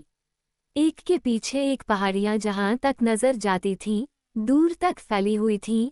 चोटियों के एक महासागर में खड़ी खेतों और अछूते जंगलों का एक जंगल, दरारों और खायों और रेजर बैक्स का एक जंगल जो एक ग्रे अनंत में विलीन हो गया। उस परिदृश्य ने मुझे इस तरह से आकर्षित किया जैसा मैंने पहले कभी नहीं किया था। एक ऐसी शक्ति के साथ जो शरीर से परे थी, एक ऐसी शक्ति जो इस दुनिया की बिल्कुल भी नहीं थी। ये सुंदर गद्य कोलेरिज की उल्लासमय रोमांटिक और स्वप्न जैसी कविता कुबला खान की याद दिलाता है। ज़नाडू में कुबला खान ने एक भव्य आनंद गुंबद का आदेश, जहां अल्फ पवित्र नदी मनुष्य के लिए अथाह खायों से होकर बहती थी, एक सूर्यविहीन समुद्र तक, तो 2 बार 5 मील उपजाऊ जमीन, चारों ओर दीवारें और मीनारे घेराव किए हुए थे, और वहां घुमावदार धाराओं से जगमगाते बगीचे थे, जहां अनेक धूप फूल वाले वृक्ष खिलते थे, और यहाँ पहाड़ियों जितने प्राचीन जंगल थे, जो हरियाली के धूप भरे स्थानों को अपने में समेटे हुए थे। इस अत्यधिक आवेशित स्वप्न में तथा इसके विचित्र स्थानों और लोगों में एक संकेत है कि किसी न किसी तरह, चाहे ये कितना भी असंभव क्यों न लगे, हम इस शांगरी-ला को पा ही लेंगे। और फिर भी, जब ग्राहम बोवर वापस लौटे और फिर से नागा हिल्स में लौटे, कैम्ब्रिज में उस पुराने नागा सहायक प्रोफेसर J.H. हटन की थोड़ी मदद के बिना नहीं, तो उन्होंने जाना कि ऐसी सुंदरता, जंगलीपन और विदेशीपन की कीमत चुकानी पड़ती है। वह नागा गांवों में गईं, जहां बच्चे डायरिया से और पुरुष सिफिलिस से मर रहे थे। गोल्फ की गेंद के आकार के ओले तूफान में पारंपरिक घरों को नष्ट कर सकते थे। ज़ेमी नागाओं ने उन्हें रानी और देवी मान लिया था, और एक व्यावहारिक, हालांकि रोमांटिक किस्म की महिला होने के नाते उन्हें ये सम्मान से ज्यादा एक खतरा और परेशानी लगती थी। और चूंकि उन्होंने एक लड़की के रूप में रुडयार्ड किपलम की रीढ़ को झकझोर देने वाली और धिक्कारने वाली कहानी the man who would be king पढ़ी थी, इसलिए उन्हें अपनी हड्डियों में यह बात पता थी कि ऐसे इलाकों में एक नश्वर को देवता मान लेना इतनी चतुराई वाली बात नहीं थी। किपलम की कहानी में दो ब्रिटिश सैनिक, डेनियल ड्रावोट और पीची कार्नेहन, एक दोस्ताना सिपाही, बिली फिश, के साथ काफिरिस्तान नामक अज्ञात पहाड़ी क्षेत्र में खतरनाक तरीके से प्रवेश करते हैं। यहाँ, हजारों साल पहले यहाँ से गुजरने वाले सिकंदर महान के वंशज समझे जाने के कारण उन्हें देवताओं के रूप में पूजा जाता है, और ड्रावोट को उन जनजातियों का राजा बनाया जाता है जिन्हें उसने एकजुट किया है। ये सब तब बुरी तरह से गलत हो जाता है जब ड्रावोट को उस स्थानीय सुंदरी ने हाथ में काट लिया जिसे वह अपनी पत्नी बनाने की योजना बना रहा था। एक साधारण नश्वर के रूप में प्रकट होने पर ड्रावोट को पागल स्थानीय लोगों द्वारा काटे गए रस्सी के पुल से असंभव रूप से खड़ी खाई में गिरा दिया जाता है। कार्नेहन को अपनी भयानक कहानी बताने के लिए मुक्त किए जाने से पहले सूली पर चढ़ा दिया जाता है, और बिली फिश का गला कान से कान तक काट दिया जाता है। जहां तक आखिरी जीवित नागा देवी गाइदिनल्यू की बात है, वह वर्तमान में ब्रिटिश भारतीय सलाखों के पीछे लंबे समय तक सजा काट रही थी। नागाओं की जंगली प्रकृति ग्राहम बोवर को बहुत आकर्षित करती थी। यहाँ, जैसा कि उन्होंने पहाड़ी जनजातियों के बारे में कहा, युद्ध स्वाभाविक स्थिति थी, उनके लिए पैक्स ब्रिटानिका बस एक अंतराल था। द्वितीय विश्व युद्ध के आने और जापानियों द्वारा आक्रमण के खतरे के साथ नागाओं के साथ ग्राहम बोवर की असाधारण स्थिति का मतलब था कि वो उन्हें वॉच एंड वार्ड के लिए काम करने में सक्षम थी, जो एक स्थानीय रक्षा और खुफिया जानकारी जुटाने वाला संगठन था जिसे उन्होंने जनरल स्लिम के प्रोत्साहन से स्थापित किया था। वॉच एंड वार्ड बर्मा और उत्तर पूर्व में काम करने वाली ब्रिटिश सैन्य भूमिगत इकाई वीफोर्स की एक स्थानीय शाखा थी। ग्राहम बोवर के वीफोर्स संपर्क कर्नल रॉडन राइट थे, जो संयोग से विल्टशायर में उनके माता पिता से परिचित थे। रॉडन राइट प्रथम विश्व युद्ध में बुरी तरह घायल हो गए थे। उनके पैर में खुला घाव होने के कारण उनके लिए चलना मुश्किल हो गया था, हालांकि वे असम राइफल्स के साथ युद्धों के बीच सेवा करने में कामयाब रहे थे। J.P. मिल्स के मित्र होने के कारण वे इस क्षेत्र और इसके कई लोगों को अच्छी तरह जानते थे। सीधे शब्दों में कहें तो उन्हें नागा हिल्स बहुत पसंद था। पैर में तकलीफ के बावजूद रॉडन राइट अगस्त 1942 में ग्राहम बोवर के साथ पहाड़ियों पर चढ़ने उतरने के लिए निकल पड़े। उसके तुरंत बाद इंग्लैंड से असम वापस आने के लिए बातचीत की, ताकि ये देखा जा सके कि क्या ज़मीनी नागा लोगों को वॉच एंड वार्ड में शामिल होने के लिए राजी किया जा सकता है। ये समझते हुए कि वह एक बहादुर सैनिक था जिसने 3 दशक पहले जर्मनी के खिलाफ युद्ध में लड़ाई लड़ी थी, ज़ेमी ने लंगड़ाते कर्नल को एक कूड़ेदान में ले जाने की पेशकश की। रॉडन राइट ने ऐसा करने से मना कर दिया। ये बात नागा लोगों को बहुत प्रभावित करती है, जिन्होंने ग्राहम बोवर से कहा कि यह कोई आदमी नहीं बल्कि एक बाघ है। रॉडन राइट हाथी दांत या सिर के बराबर वजन के लायक था। अपनी यात्रा के बाद ज़ेमी नागा लोगों ने खुद को वॉच एंड वार्ड के लिए प्रतिबद्ध किया। दुख की बात है कि सिर्फ 3 महीने बाद कर्नल के घायल पैर को काट दिया गया। वह आखिरी यात्रा इस बहादुर और बेबाक भारतीय सेना अधिकारी के लिए भी बहुत ज्यादा थी। क्रिसमस से ठीक पहले उनकी मृत्यु हो गई। कैप्टन के रूप में नियुक्त ग्राहम बोवर ने अपनी वॉच एंड वार्ड के साथ चुपचाप चमत्कार किए। कई आरएएफ पायलटों ने उनका बहुत सम्मान किया। अपनी जान की परवाह किए बिना वे जंगल में चोरी हो गए और दुर्घटना के बाद सुरक्षित हाथों में चले गए। ग्राहम बोवर ने आखिरी क्षण तक तय कर लिया था कि अगर कभी उसे जापानी हाथों में पड़ने का खतरा हुआ तो उसे क्या करना चाहिए। वो खुद को गोली मार लेगी और उसका वफादार नौकर नमकाई उसका सिर काटकर जापानियों को सबूत के तौर पर पेश करेगा कि वह मर चुकी है, ताकि दुश्मन उसके ठिकाने का पता लगाने के लिए स्थानीय लोगों पर अत्याचार न करें। नागा क्वीन निश्चित रूप से बंदूक चलाने में पारंगत थी। मेरे पिता एक कुशल निशानेबाज थे। उन्होंने major general Julian Thompson, Behind Enemy Lines के लेखक, जो 1998 में इंपीरियल वॉर म्यूजियम के लिए प्रकाशित एक पुस्तक है, से कहा था। मैंने 12 साल की उम्र में राइफल चलाना सीखा था। मैंने 22 से शुरुआत की और जब वे नौसेना में थे तो उन्होंने मेरे भाई और मुझे मानक सर्विस राइफल ली एनफील्ड .303 पर प्रशिक्षण दिया। मैं शॉटगन और स्वचालित पिस्तौल दोनों का इस्तेमाल कर सकती थी। स्वाभाविक रूप से वह भौचक्की रह गई जब भारतीय सेना द्वारा उसके वॉच एंड वार्ड नागाओं को दी गई पहली राइफलें प्राचीन ब्रीच लोडिंग मामले थे जो संभालने में खतरनाक थे, फायर करने में धीमे थे और समकालीन जापानी पैदल सेना की मारक क्षमता के सामने काफी बेकार थे।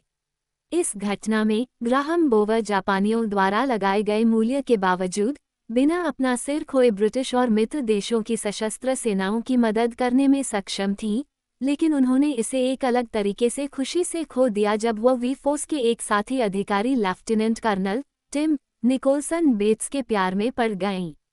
कर्नल एक पूर्व असम चाय बागान मालिक थे, जिन्होंने बाद में दक्षिण भारत में कॉफी उगाई और फिर भारतीय सेना में शामिल हो गए। जब उन्हें उर्सुला ग्राहम बोवर के बारे में पता चला तो उन्होंने फैसला किया कि उन्हें ढूंढना चाहिए और उनसे शादी करनी चाहिए।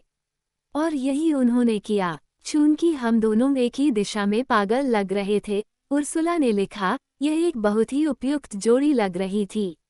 ये था जब युद्ध समाप्त हो गया और वी फोर्स को भंग कर दिया गया तो निकोलसन बेट्स को नेपाल और तिब्बत के बीच भारत के विस्तार में पहला राजनीतिक अधिकारी नियुक्त किया गया। कोई नक्शा नहीं, भयंकर जनजातियां, जमा देने वाली ठंड। उर्सुला उनके साथ चली गईं और कुछ समय के लिए नागाओं के साथ उनका सीधा संपर्क समाप्त हो गया। ग्राहम बोवर युद्ध के दौरान उनके प्रचार मूल्य से अच्छी तरह वाकिफ थे। उनका मानना था कि उनकी भूमिका को अनुपात से कहीं ज्यादा बड़ा चढ़ाकर पेश किया गया था और उन्हें किसी तरह के वास्तविक जीवन के राइडर हैगार्ड रोमांस का पात्र बना दिया गया था। लेकिन हालांकि उन्होंने कई नागा लोगों की वफादारी जीत ली थी, लेकिन ब्रिटिश अधिकारी ग्राहम बोवर को अक्सर वह जिसकी आज्ञा पालन किया जाना चाहिए के अलावा कुछ और मानते थे। वास्तव में उनमें से कई लोग उनके असाधारण प्रयासों को खारिज कर रहे थे, लेकिन अंकल बिल स्लिम निश्चित रूप से उनमें से नहीं थे और युद्ध के इस रंगमंच में उनका समर्थन ही सबसे ज्यादा मायने रखता था। निकोलसन बेट्स केन्या में कॉफी उगाने और मसाई जनजातियों के साथ काम करने लगे। 1950 के दशक में केन्याई स्वतंत्रता के लिए सशस्त्र संघर्ष, हिंसक माओ विद्रोह ने उन्हें छोड़ने के लिए प्रोत्साहित किया, खासकर उनकी छोटी बेटी ट्रिना की एक दोस्त की हत्या के बाद। वे इसके बाद स्कॉटलैंड के पश्चिमी तट से दूर मुल्ला द्वीप पर चले गए, जहां उन्होंने खेती की, वन्यजीवों का अध्ययन किया और अपनी 2 बेटियों का पालन पोषण किया। यहाँ 60 के दशक की शुरुआत में निकोलसन बेट्स से 4 साफ सुथरे कपड़े पहने नागाओं ने मुलाकात की, जो जापान के साथ युद्ध की समाप्ति के तुरंत बाद अंग्रेजों के चले जाने के बाद क्या हुआ था, ये बताने आए थे और अपनी पूर्व देवी से मदद मांगने आए थे। हालांकि लंदन में निर्वासित नागा सरकार स्थापित हो गई थी और ऑब्जर्वर के गैविन यंग के सर्वोत्तम प्रयासों के बावजूद, जो उस समय नागालैंड से लाइव रिपोर्टिंग कर रहे थे, उर्सुला निकोलसन बेट्स कुछ खास नहीं कर सकीं। उन्होंने 1942 में नागाओं को अंग्रेजों के साथ लड़ने के लिए राजी कर लिया था, लेकिन अब जब नागालैंड भारत का हिस्सा था तो वे क्या कर सकती थीं। 1973 में घुड़सवारी करते समय स्ट्रोक से अपने पति की मृत्यु के बाद उर्सुला अपनी वृद्ध मां के पास रहने के लिए न्यू फॉरेस्ट के एक घर में चली गईं। उर्सुला की मृत्यु 1988 में हुई। अंतिम संस्कार में शव वाहकों में से 2 नागा योद्धा थे। एक और जोड़ा भूले बिसरे बर्मा युद्ध के ब्रिटिश दिग्गज थे। मित्र राष्ट्रों के लिए नागाओं के योगदान की जनरल स्लिम ने 1956 में अपने संस्मरण डिफीट इनटू विक्ट्री में गर्मजोशी से सराहना की थी। नागाओं की वफादारी आक्रमण के सबसे निराशाजनक समय में भी कभी कम नहीं हुई। कोड़ों की मार, यातना, मृत्युदंड और गांवों को जलाने के बावजूद उन्होंने किसी भी तरह से जापानियों की मदद करने या हमारे सैनिकों को धोखा देने से इनकार कर दिया। उनकी सक्रिय मदद मूल्य या प्रशंसा से परे थी। उच्चतम गुणवत्ता के समर्पित नेतृत्व के तहत उन्होंने हमारे स्तंभों का मार्गदर्शन किया, जानकारी एकत्र की, दुश्मन के गश्ती दल पर घात लगाकर हमला किया, हमारी आपूर्ति को ले गए और दुश्मन की सबसे भारी गोलीबारी के बीच घायलों को लाया। 14वीं सेना का कोई भी सैनिक इसे कभी नहीं भूलेगा, न ही वह कभी उनके बारे में प्रशंसा और स्नेह के अलावा कुछ सोचेगा। ये ठीक है, सिवाय इस तथ्य के कि युद्ध के दौरान कई नागा तटस्थ थे, जबकि कुछ स्पष्ट रूप से जापान के समर्थक थे। उत्तरार्ध अल्पसंख्यक थे, फिर भी महत्वपूर्ण थे। उस समय उन्होंने जापानियों के प्रति वफादारी को ईना के प्रति निष्ठा के साथ भ्रमित किया। उनका मानना था कि इससे उन्हें अंग्रेजों से छुटकारा मिलेगा और उनकी भविष्य की स्वतंत्रता की गारंटी होगी। जैसा कि ग्राहम बोवर ने नागाओं के साथ रहकर पाया था, ये निर्धारित करने के लिए कोई निश्चित नियम नहीं था कि वे अंग्रेजों, जापानियों या सिर्फ अपने प्रति वफादार होंगे। उनके लिए अंग्रेजों या जापानियों के सम्मान से ज्यादा मायने ये रखता था कि वे एक दूसरे के बारे में कैसा महसूस करते हैं। कबीलों के बीच सदियों पुरानी प्रतिद्वंद्विता युद्ध और उसके नायकों के प्रति उनके दृष्टिकोण को निर्धारित करने की उतनी ही संभावना थी जितनी कि कब्जा करने वाले और अन्य साम्राज्यवादी शक्तियों के प्रतिनिधियों द्वारा किए गए किसी भी वादे से। फिर भी, हालांकि अंग्रेजों ने नागाओं को संरक्षित करने का फैसला इसलिए किया था ताकि उन्हें भारतीय राष्ट्रवादी विचारों की खतरनाक रेखाओं से दूर रखा जा सके, लेकिन जनजातियों ने उपनिवेशवादियों का साथ दिया। जापानी क्रूरता के अनुभव को एक तरफ रखते हुए भारतीय राष्ट्रीय राजनीति की बढ़ती समझ वाले आदिवासियों का स्वतंत्र भारत के साथ अपनी पहचान को धुंधला करने का कोई इरादा नहीं था। अगर जापानियों का समर्थन करने का यही मतलब था, तो अंग्रेजों के साथ रहना बेहतर था। वैसे भी, जापानी नागाओं से बिल्कुल भी प्रभावित नहीं थे। वे उन्हें आदिम और इसलिए सरल मानते थे। नस्लवादी निर्णय को संरक्षण देना अंग्रेजों के लिए उपयोगी था, क्योंकि जापानी नागा लोगों को मूलतः मूर्ख मानते थे।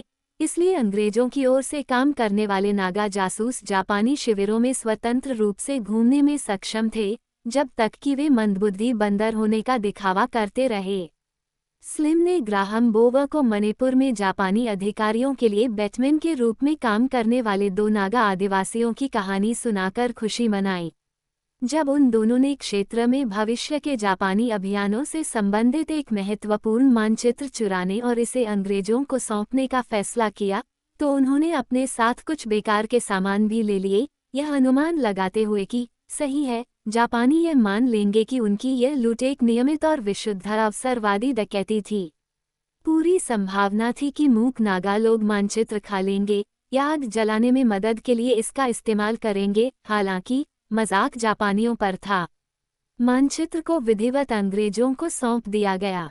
जापानियों का साथ देने वाले नागाओं में द्वितीय विश्व युद्ध के तुरंत बाद संयुक्त नागा स्वतंत्रता आंदोलन के पहले नेता अंगामी ज़ापो फिज़ो भी शामिल थे। शायद उन्होंने सोचा होगा कि अगर अंग्रेजों को भारत से बाहर निकाल दिया जाए तो लड़ाई बंद होने पर उनके पास स्वतंत्रता की बेहतर संभावना होगी।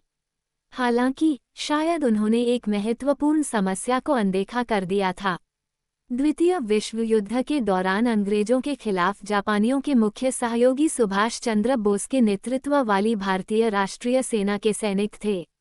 बोस का मानना था कि केवल सशस्त्र संघर्ष से ही भारत को स्वतंत्रता मिल सकती है और जापानी किसी तरह एशियाई भाई हैं।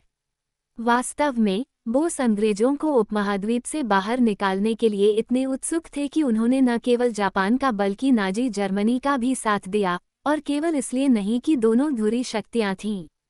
जैसा कि हम देखेंगे, बोस ने सीधे नाजियों से दोस्ती की। नागाओं के दृष्टिकोण से क्या ये मायने रखता है? निश्चित रूप से जिसने भी उनकी भविष्य की स्वतंत्रता की गारंटी दी, वह सही था। उन्हें नाजीवाद या एकाग्रता शिविरों या यहूदियों के विनाश के बारे में क्या पता था। लेकिन जापानियों, बोस और आयने का समर्थन करने की मूर्खता ये थी कि इनमें से किसी को भी नागाओं में ज्यादा दिलचस्पी नहीं थी या उनकी स्वतंत्रता में। जैसा कि समय ने साबित किया, भारतीय राष्ट्रवादियों का न केवल यह मानना था कि नागा हिल्स स्वतंत्र भारत का एक आवश्यक हिस्सा थे, बल्कि उन्होंने बलपूर्वक इसकी गारंटी भी दी। बोस का समर्थन करके जापान समर्थक नागाओं ने एक सामरिक और रणनीतिक गलती की। यहाँ तक कि हिंसा के विरोधी गांधी भी भारत के भीतर भविष्य के नागालैंड के विचार को पसंद करते थे, जबकि बोस गांधी के शांतिप्रिय तरीकों के प्रति पूरी तरह से तिरस्कारपूर्ण थे। सुभाष चंद्र बोस की कहानी आज भी विवादास्पद बनी हुई है।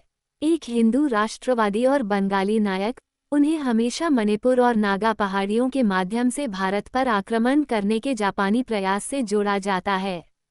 फिर भी बहुत कम भारतीय इतिहास में बोस और नागाओं के बारे में बहुत कुछ कहा गया है। शायद उन्होंने खुद उनके बारे में ज्यादा नहीं सोचा, वे बस ऐसे लोग थे जो 1943-4 में ब्रिटिश भारत की कमजोरी में रहते थे। फिर ये कितना अजीब है कि यह बोस ही थे जिन्होंने अनजाने में नागा पहाड़ियों और उनके नग्न शिकार करने वाले जनजातियों को वैश्विक मामलों और अंतर्राष्ट्रीय राजनीतिक महत्वाकांक्षा की दुनिया में खींचने के लिए बहुत कुछ किया। 1941 से, जब बोस ने पहले हिटलर और फिर जापानी हाई कमांड को खुश किया, तो नागाओं ने अपनी राजनीतिक मासूमियत खो दी। अब से नागा हिल्स और भविष्य का नागालैंड विश्व मंच पर एक महत्वपूर्ण, भले ही काफी हद तक भुला दिया गया और अक्सर गुप्त भूमिका निभाएगा। बोस की कहानी के साथ हम नागाओं को अनजाने में हिरोहितो, जनरल तोजो और एडोल्फ हिटलर की महत्वाकांक्षाओं से जुड़ा हुआ पाते हैं। हम पाते हैं कि भारतीय सैनिक इम्फाल और कोहिमा की लड़ाई में भारतीय सैनिकों से लड़ रहे हैं, और हम भारतीय सैनिकों को भारत में अंग्रेजों से लड़ने के उद्देश्य से एक वेफन एसएस रेजिमेंट बनाते हुए देखते हैं। मणिपुर और नागा पहाड़ियों के माध्यम से भारत पर आक्रमण करने के लिए जापानियों को प्रोत्साहित करके बोस ने 1945 में अपनी रहस्यमयी मृत्यु के बाद दशकों तक नागाओं के भाग्य को सील कर दिया। बोस के बाद नागा कभी भी स्वतंत्र नहीं हो पाएंगे। 1897 में उड़ीसा के कटक में एक संपन्न परिवार में 14 बच्चों में 9वें नंबर पर जन्मे बोस ने स्कॉटिश चर्च कॉलेज, कलकत्ता और फिट्जविलियम कॉलेज, कैम्ब्रिज में शिक्षा प्राप्त की। हालांकि वह विशेषाधिकार प्राप्त थे, लेकिन बचपन से ही वह ब्रिटिश विरोधी थे। उम्र: भारतीय सिविल सेवा में कुछ समय बिताने के बाद वे भारतीय राष्ट्रीय कांग्रेस पार्टी में शामिल हो गए। उन्होंने जल्द ही खुद को शाही अधिकारियों के लिए परेशानी का सबब बना लिया और 1921 में प्रिंस ऑफ वेल्स की भारत यात्रा के बहिष्कार को बढ़ावा देने के बाद पहली बार जेल गए। 1930 में वे कलकत्ता के मेयर चुने गए। उन्होंने 1938 और 1939 में भारतीय राष्ट्रीय कांग्रेस के अध्यक्ष के रूप में 2 कार्यकाल पूरे किए, लेकिन गांधी के साथ टकराव के बाद अविश्वास प्रस्ताव द्वारा उन्हें पद से हटा दिया गया।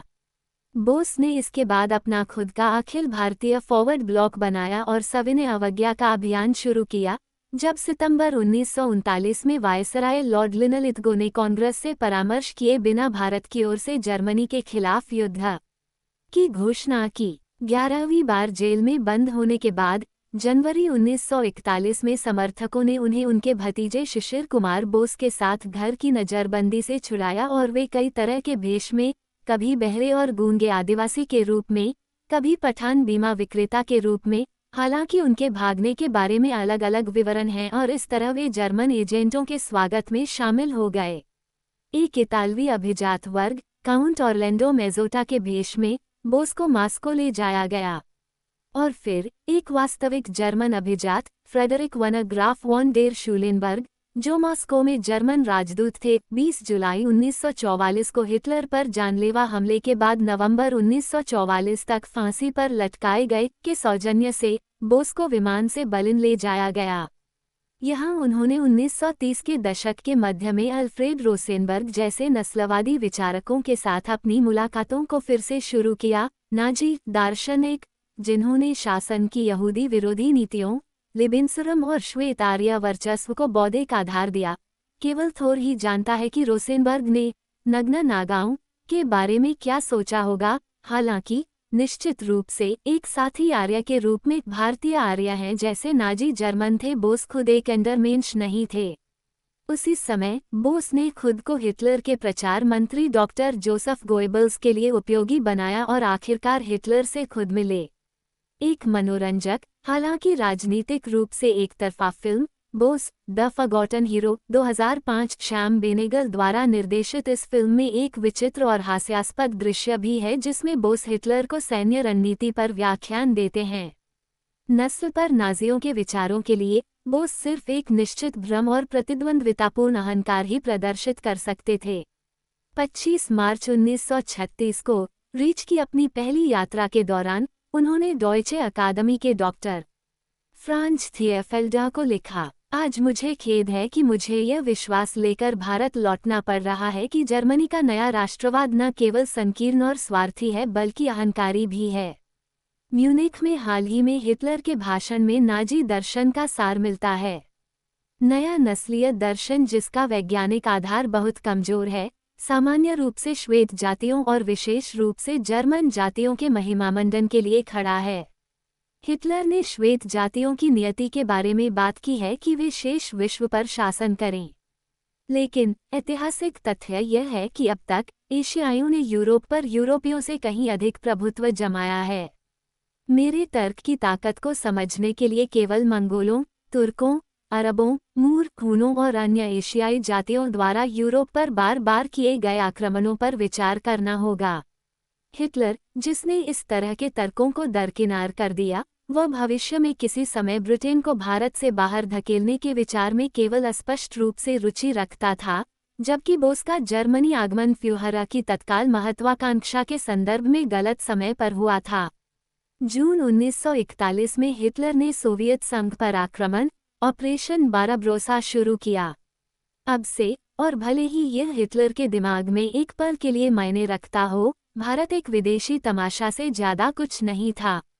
हालांकि बोस को जर्मनी में कुछ सफलता मिली। उन्होंने एक फ्री इंडिया सेंटर की स्थापना की, फ्री इंडिया रेडियो की स्थापना की और भारतीय सेना का गठन किया, जो लगभग 3500 लोगों की सेना थी, जिनमें से कुछ जर्मनी में पढ़ रहे भारतीय छात्र थे, अन्य लीबिया में जर्मनों द्वारा पकड़े गए भारतीय युद्धबंदी थे। बोस ने युद्धबंदी शिविरों का दौरा किया और स्वयंसेवकों को बुलाया। ये एक ऐसे युद्ध की रीढ़ बनने वाले थे, ऐसी सेना या ऐसा विचार था जो भारत के उत्तर पश्चिमी सीमांत क्षेत्र पर आक्रमण का नेतृत्व करेगी और दिल्ली की ओर कूच करेगी, जहां संभवतः प्राचीन हिंदू स्वस्तिक चिन्ह वाले झंडे तीसरे रह के झंडों के साथ फहराए जाएंगे। शुरू में वेहरमाच से जुड़े, लेकिन बाद में वेफन एसएस से जुड़े, भारतीय सेना ने अगस्त 1942 में कोनिग्सब्रुक में आयोजित एक समारोह में नाजी शासन के प्रति अपनी निष्ठा की घोषणा की, जहां सैनिकों को जर्मन फील्ड ग्रे वर्दी जारी की गई, जिस पर क्षैतिज केसरिया, सफेद और हरे रंग की पट्टियों की पृष्ठभूमि में उछलते हुए बाघ के ऊपर फ्रीज इंडियन की किंवदंती वाले कपड़े के बैज लगे थे। उनके जर्मन कमांडर लेफ्टिनेंट कर्नल कटक्रैप द्वारा प्रशिक्षित किए जाने पर प्रत्येक सैनिक ने चिल्लाते हुए कहा, मैं भगवान की यह पवित्र शपथ लेता हूं कि मैं जर्मन राज्य और लोगों के नेता अडोल्फ हिटलर की आज्ञा का पालन करूंगा। जर्मन सशस्त्र बलों के कमांडर के रूप में भारत में स्वतंत्रता की लड़ाई में, जिस लड़ाई के नेता सुभाष चंद्र बोस हैं, और एक बहादुर सैनिक के रूप में, मैं इस शपथ के लिए अपना जीवन देने को तैयार हूं। बोस को लीडर की उपाधि दी गई, जिसका हिंदी में अर्थ होता है नेताजी और जर्मन में फ्यूहर।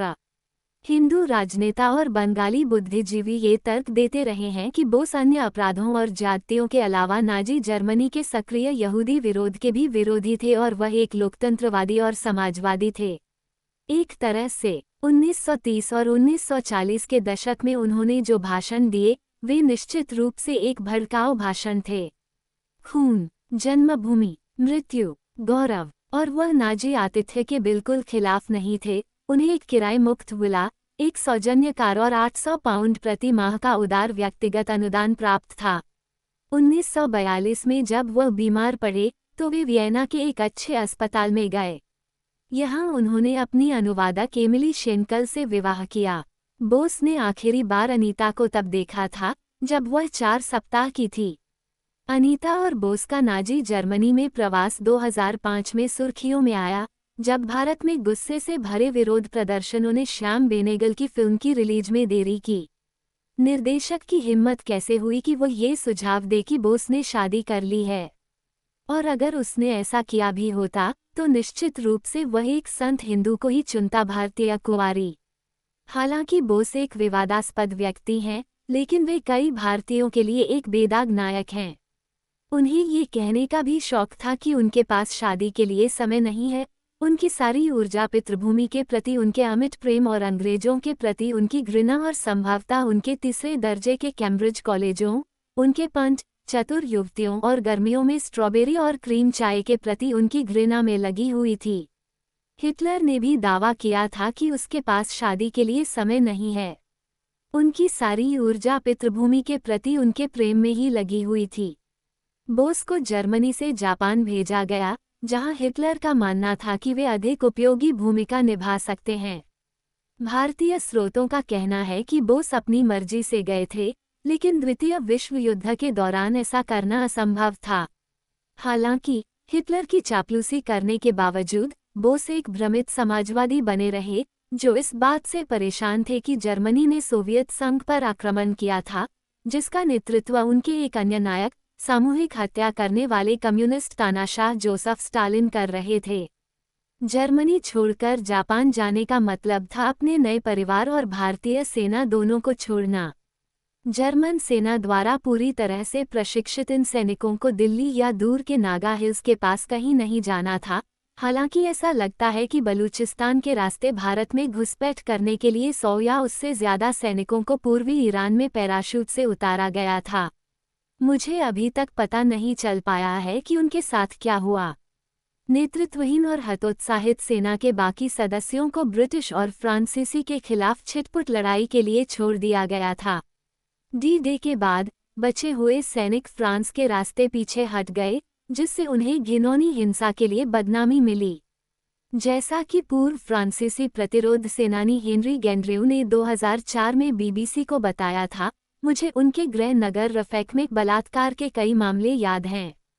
एक महिला और उसकी 2 बेटियों के साथ बलात्कार किया गया और एक अन्य मामले में उन्होंने 2 साल की बच्ची की गोली मारकर हत्या भी कर दी।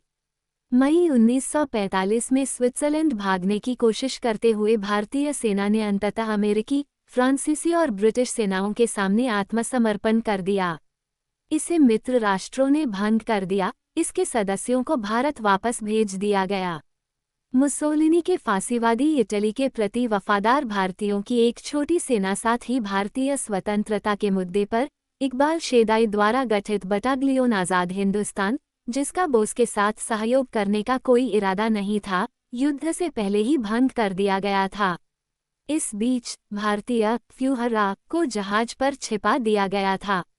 जर्मन पनडुब्बी U-180, जिसे लंबी दूरी के गुप्त मिशनों के लिए डिजाइन किया गया था, कैप्टन वना मुसेनबर्ग की कमान में थी।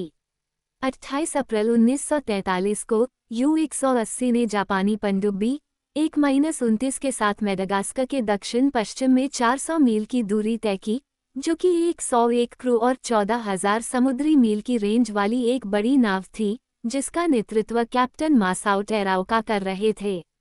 बोस को 2 टन सोने और जापानी नौसेना अधिकारियों के बदले में विधिवत रूप से बदला गया, जो नवीनतम जर्मन यू बोट का अध्ययन करने जा रहे थे।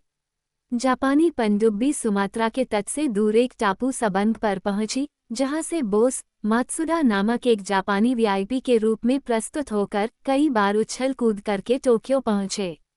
जापानी संसद को संबोधित करने और जनरल तोजो के साथ कई बहुत ही सभ्य बैठकों के बाद बोस 27 जून 1943 को सिंगापुर के लिए रवाना हुए, जहां इसके तुरंत बाद उन्होंने हाल ही में गठित भारतीय राष्ट्रीय सेना या आज़ाद हिंद फौज स्वतंत्र भारतीय सेना की कमान संभाली। तोजो सेना का निरीक्षण करने के लिए पहुंचे और बोस के साथ खड़े थे, जब उनके नए कमांडर ने अपना सबसे प्रसिद्ध भाषण दिया। अपने पूरे सार्वजनिक जीवन में मैंने हमेशा महसूस किया है कि हालांकि भारत हर तरह से स्वतंत्रता के लिए तैयार है, लेकिन उसके पास एक चीज की कमी है, वो है मुक्ति की सेना। अमेरिका के जॉर्ज वाशिंगटन लड़ सके और स्वतंत्रता प्राप्त कर सके क्योंकि उनके पास अपनी सेना थी। गैरिबाल्डी इटली को आज़ाद करा सके क्योंकि उनके पीछे उनके सशस्त्र स्वयंसेवक थे। यह आपका सौभाग्य और सम्मान है कि आप आगे आकर भारत की राष्ट्रीय सेना का गठन करने वाले पहले व्यक्ति हैं। जब फ्रांस ने 1939 में जर्मनी के खिलाफ युद्ध की घोषणा की और अभियान शुरू हुआ, तो जर्मन सैनिकों के होठों से एक ही आवाज निकली, पेरिस की ओर, पेरिस की ओर। जब निप्पॉन के बहादुर सैनिक दिसंबर 1941 में अपने मार्च पर निकले, उनके होठों से एक ही पुकार निकली, सिंगापुर की ओर, सिंगापुर की ओर। साथियों, मेरे सैनिकों, तुम्हारा युद्ध घोष हो, दिल्ली की ओर, दिल्ली की ओर। बोस ने अपने उद्देश्य और INA को बढ़ावा देने के लिए मलेशिया, थाईलैंड और बर्मा की यात्रा पर जाने से पहले भारत की एक अस्थायी स्वतंत्र सरकार की स्थापना की। उन्होंने जापानी और भारतीय नागरिकों द्वारा नजरबंद भारतीय युद्धबंदियों में से लगभग 45,000 भर्तियां की, साथ ही बड़ी मात्रा में धन भी जुटाया। 22-23 अक्टूबर की रात को बोस की सरकार ने ग्रेट ब्रिटेन और अच्छे उपायों के लिए संयुक्त राज्य अमेरिका के खिलाफ युद्ध की घोषणा की। और फिर खून की प्यास में वह अपनी सेना के साथ बर्मा से होते हुए कोहिमा के गर्म दरवाजों की ओर बढ़ा। एक अजीब तरीके से नागा लोगों ने बोस का सम्मान किया होगा। उन्होंने महिलाओं को बराबरी का दर्जा दिया और यहाँ तक कि ईना में महिलाओं की एक ब्रिगेड भी बनाई। ये झांसी की रानी रेजिमेंट थी जिसकी कमान लेफ्टिनेंट कर्नल लक्ष्मी सहगल के पास थी, जो एक डॉक्टर और सक्रिय फ्रंट लाइन फाइटर थीं। कैप्टन उर्सुला ग्राहम बोवर की तरह ही कर्नल सहगल 1971 में भारतीय कम्युनिस्ट पार्टी मार्क्सवादी में शामिल हो गईं और 2002 के भारतीय राष्ट्रपति चुनावों में APJ अब्दुल खान की प्रतिद्वंद्वी उम्मीदवार थीं। अंग्रेजों द्वारा पकड़े जाने के बाद उन्हें दिल्ली लाया गया जहां उनका नायक जैसा स्वागत हुआ। ब्रिटिश अधिकारियों ने उन्हें तुरंत रिहा कर दिया। नागा पहाड़ियों पर मार्च के लिए यह न केवल हार में समाप्त हुआ, बल्कि लगभग आधे ईना की मृत्यु में समाप्त हुआ। कोहिमा और इम्फाल से पीछे हटना एक निराशाजनक घटना थी, जिसमें अकाल, बीमारी, जोखिम और निर्जलीकरण ने अपना असर दिखाया। ऐसा प्रतीत होता है कि बोस ने खुद हार पर चर्चा करने का जापानी तरीका सीख लिया था। हालांकि जापानी सेना ने ऑपरेशन छोड़ दिया है, हम इसे जारी रखेंगे। हम तब भी पश्चाताप नहीं करेंगे जब हमारी मातृभूमि की स्वतंत्रता प्राप्त करने के लिए क्रांतिकारी सेना पूरी तरह से पराजित हो जाए। हताहतों की संख्या में वृद्धि, आपूर्ति का बंद होना और अकाल मार्च को रोकने के लिए पर्याप्त कारण नहीं है। भले ही पूरी सेना, यदि हमारी एकमात्र भावना यही होगी, तो हम अपनी मातृभूमि की ओर बढ़ना बंद नहीं करेंगे। नवंबर 1944 में, जब बहुत कम जर्मन उनसे सहमत होते, बोस ने घोषणा की कि इस युद्ध में विजय जापान और जर्मनी की होगी। युद्ध समाप्त होने पर इस उग्र भारतीय स्वतंत्रता सेनानी के साथ क्या हुआ, कोई नहीं जानता। आधिकारिक संस्करण यह है कि वह सोवियत कब्जे वाले मंचूरिया के माध्यम से मास्को जाने की कोशिश कर रहा था। जब वह जिस विमान में उड़ रहा था वह दुर्घटनाग्रस्त हो गया और या तो तुरंत या उसके तुरंत बाद उसकी मृत्यु हो गई। लेकिन षड्यंत्र के सिद्धांत बहुत हैं और आधिकारिक सरकारी जांच कहीं नहीं पहुंची है। आज भी कई भारतीय यह मानने से इनकार करते हैं कि बोस मर चुके हैं, हालांकि अब तक उनकी उम्र 110 साल से अधिक हो चुकी होगी। बोस गैर भारतीयों के लिए एक मुश्किल व्यक्ति हैं। नाजियों और शाही जापानी सरकारों के साथ उनका रिश्ता इस संदिग्ध आधार पर था कि मेरे दुश्मन का दुश्मन मेरा दोस्त है। ये बहुत ही निंदनीय लगता है। भारत में ब्रिटिश चाहे कितने भी बुरे क्यों न रहे हों, निश्चित रूप से दुनिया के इतिहास में दो सबसे बुरे शासनों के अलावा स्वतंत्रता प्राप्त करने के बेहतर तरीके भी हो सकते थे। क्या इतने सारे यूरोपीय और साथ ही एशियाई लोगों की मौत और 6 मिलियन यहूदियों का कत्लेआम भारतीय स्वतंत्रता के लिए चुकाई जाने वाली सही कीमत थी? बोस ने जाहिर तौर पर ऐसा सोचा था। उनके भाषण खूनी और साथ ही अंधभक्त थे, जैसे कि भारत दुनिया का एकमात्र देश हो और भारतीय ही एकमात्र लोग हों जिनका महत्व है। हालांकि उन्होंने भारत के स्वदेशी आदिवासियों के कुलीनता या अन्य के बारे में या अंग्रेजों से मुक्त भारत से स्वतंत्रता के उनके अधिकार के बारे में कुछ भी नहीं कहा जो मैं पा सका हूँ। पिछली बार जब मैं कलकत्ता गया था तो मैं बोस की मूर्ति देखने गया था जो जर्मन शैली में सलामी देते हुए हाथ उठाकर उस सड़क की ओर खड़ी है जहां से द्वितीय विश्व युद्ध के दौरान जापानियों से भारत की रक्षा के लिए RAF स्पिटफायर ने उड़ान भरी थी। हालांकि लाखों भारतीयों के लिए बोस एक राष्ट्रीय नायक हैं। बंगाल में विशेष रूप से वे आलोचना से परे हैं। कलकत्ता के अंतर्राष्ट्रीय हवाई अड्डे दमदम का नाम कई दशकों से बदलकर नेताजी सुभाष रखा गया है। चंद्र बोस इंटरनेशनल, बर्लिन और टोक्यो के लिए दैनिक उड़ानें हैं।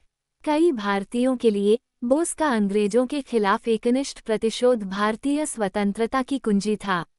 वॉशिंगटन में सुभाष बोस सोसाइटी के संस्थापक और अमेरिकी भारतीय इतिहासकार पत्रकार रंजन बोरा ने एक बार कलकत्ता उच्च न्यायालय के मुख्य न्यायाधीश B चक्रवर्ती द्वारा लिखे गए एक पत्र का हवाला दिया था जिसमें बंगाल के इस पूर्व कार्यवाहक राज्यपाल ने भारतीय दृष्टिकोण से बोस के महत्व पर प्रकाश डाला था। लॉर्ड एटली पूर्व में क्लेमेंट एटली, ब्रिटिश प्रधानमंत्री 1945-51, जिन्होंने भारत से ब्रिटिश शासन को हटाकर हमें स्वतंत्रता दिलाई थी, ने भारत की अपनी यात्रा के दौरान कलकत्ता के गवर्नर पैलेस में 2 दिन बिताए थे। उस समय मैंने उनसे उन वास्तविक कारणों के बारे में लंबी चर्चा की थी जिनके कारण अंग्रेजों को भारत छोड़ना पड़ा था। उनसे मेरा सीधा सवाल था कि चूंकि गांधी का भारत छोड़ो आंदोलन काफी समय पहले ही समाप्त हो चुका था और 1947 में ऐसी कोई नई मजबूर करने वाली स्थिति पैदा नहीं हुई थी जिसके कारण उन्हें जल्दबाजी में भारत छोड़ना पड़ा, तो उन्हें क्यों जाना पड़ा। अपने जवाब में इटली ने कई कारण बताए जिनमें से प्रमुख कारण नेताजी की सैन्य गतिविधियों के परिणामस्वरूप भारतीय सेना और नौसेना कर्मियों के बीच ब्रिटिश क्राउन के प्रति वफादारी का कम होना था। हमारी चर्चा के अंत में मैंने इटली से पूछा कि भारत छोड़ने के ब्रिटिश निर्णय पर गांधी के प्रभाव की सीमा क्या थी। ये प्रश्न सुनकर इटली के होंठ व्यंग्यात्मक मुस्कान में मुड़ गए और उन्होंने धीरे धीरे शब्द MINIMAL चबाया। वेस्टमिंस्टर ने 4 जुलाई 1947 को भारतीय स्वतंत्रता विधेयक पारित किया। 14 अगस्त को बोस के युद्धकालीन समर्थक Z फिजो के नेतृत्व में नागा नेशनल काउंसिल ने नागा स्वतंत्रता की घोषणा की। ये संदेश दिल्ली और संयुक्त राष्ट्र दोनों को भेजा गया। हालांकि नागाओं को जल्द ही पता चल गया कि स्वतंत्रता वास्तव में बहुत दूर थी। द्वितीय विश्व युद्ध की घटनाएं जिसने उन्हें टोक्यो और बर्लिन के साथ साथ लंदन, वाशिंगटन और दिल्ली की राजनीतिक चालों से जोड़ा था, उसने विश्व राजनीति के महान खेल में उनके महत्व और विपरीत रूप से उनकी गुमनामी दोनों को सुनिश्चित किया था। कोहिमा में बहाए गए सभी रक्त के कारण नागा हिल्स दुनिया के नक्शे से गायब होने वाले थे।